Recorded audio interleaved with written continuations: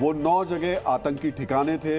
हमें पता था, हमारी जो एजेंसी है रॉ, उसने इंफॉर्मेशन गैदर की थी, वो हमें ये पता था कि वहाँ पर कितने आतंकी किस ठिकाने पर बैठे हुए हैं। बिल्कुल टारगेटेड वहाँ पर हमला किया गया और जो मिसाइल ने काम किया वो बहुत ही शानदार काम किया है। कोई भी आतंकी बचा नहीं है। अभी तक जो जानकारी आ पा रही है वो 75 से 80 आतंकवादी मारे जा चुके हैं। लगभग 50 से 60 आतंकवादी इस वक्त घायल हैं। कोई बड़ी खबर आ सकती है क्योंकि जो मसूद अजहर है उसके हेडक्वार्टर को तबाह किया गया है। मसूद अजहर अगर अंदर होगा तो उसका बचना नामुमकिन है। हालांकि 10 बजे के बाद ये तस्वीर साफ हो पाएगी जब इंडियन जो एक मीडिया को एक प्रेस कॉन्फ्रेंस के जरिए बुलाया गया है, उसमें भारतीय सेना और जो विदेश मंत्रालय है उसके अधिकारी मौजूद रहेंगे। इम्पॉर्टेंट बात यह भी है कि पाकिस्तान के समय के हिसाब से शहबाज शरीफ ने भी एक नेशनल सिक्योरिटी की मीटिंग बुलाई है, लेकिन जो बड़ा सवाल है इस वक्त वो ये है कि जनरल मुनीर कहां गायब है।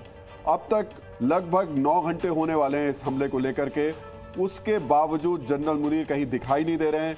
जनरल मुनीर ने सिर्फ अपने एक प्रवक्ता को सामने रखकर इतना कहा कि हम इस पर रिएक्ट करेंगे। ना तो शहबाज शरीफ का कोई टीवी पर बयान देखने को मिल रहा है, ना मुनीर का देखने को मिल रहा है, जो कि पिछले 15 दिन से कम मुनीर के जरिए जो शहबाज शरीफ के मंत्री थे वही आके बोल रहे थे। बिल्कुल मुनीर के जरिए बोल रहे थे और मुनीर की खुद की जो आकांक्षाएं थी, खुद को अपने आप को प्रोजेक्ट करने की, वो शुरू से रही हैं और उसमें कई बार शहबाज शरीफ जो हैं ओवरशैडो हुए। ये भी आपको ध्यान रखना होगा।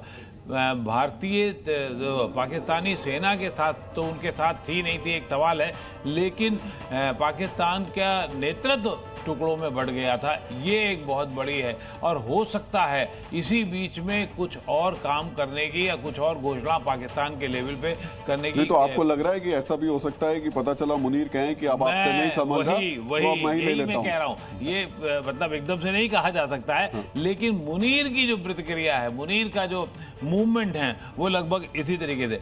इसमें 9 जो बेस आपने बताया उसमें भीमबर, चकमरू और बाग, मुझे लग रहा है कि ये तीनों ऐसी जगह हैं जहां पर इन्होंने टेररिस्ट ने अपने कैंप यहाँ शिफ्ट किए थे, अपने बड़े नेताओं को यहाँ टेररिस्टों ने शिफ्ट किया था। और इसीलिए जो आप बता रहे हैं हमारी रॉ की इंफॉर्मेशन के आधार पर इन पर भी बड़ा हमला किया गया है।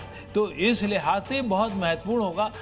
10-11 बजे तक आपको बहुत कुछ स्पष्ट हो जाएगा कौन कहाँ क्या है, लेकिन हमें बहुत सतर्क रहना है और वो सतर्कता बॉर्डर के लेवल पे तो सेना संभाल लेगी और देश के लेवल पर हम सब बहुत मिलकर काम करें और मिलकर के इसको एकजुट होकर के रहें, ये बहुत ज़रूरी बात होगी। और पाकिस्तान से मुझे लगता है कि शायद वो दूसरी खबर भी बड़ी खबर आ सकती है कि क्या पाकिस्तान एक बार फिर से तख्ता पलट की राह पर है। क्या वो 7 मई की तारीख पाकिस्तान के लिए एक बड़ी तारीख, जो हमें बता रहे थे तारीख, वो तारीख दर्ज हो गई तबाही की। और क्या पाकिस्तान एक बार फिर तख्ता पलट दिखेगा? क्या हमने करगिल वॉर के बाद देखा था, मुशर्रफ की राह पर मुनीर थे और अब आज लग रहा है कि शायद वो आज शायद हो सकता है। जी जी जी, जैसे आपने देखा था कि इस समय हमने इंडस वाटर ट्रीटी के तहत चिनाब का पानी रोका छोड़ा। पाकिस्तान की जनता जो है वो त्रस्त है, वो कहती है ये जो दहशतगर्दी है इसके पीछे वर्दी है।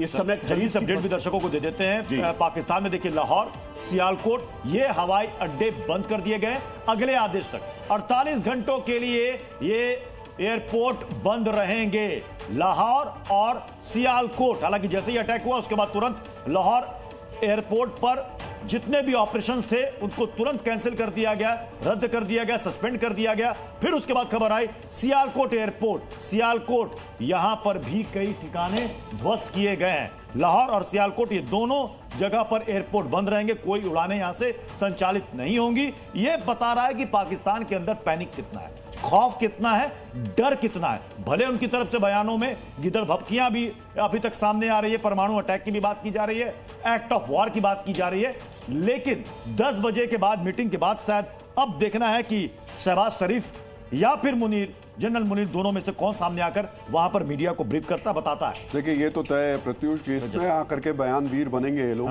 और कुछ ऐसे बयान देने की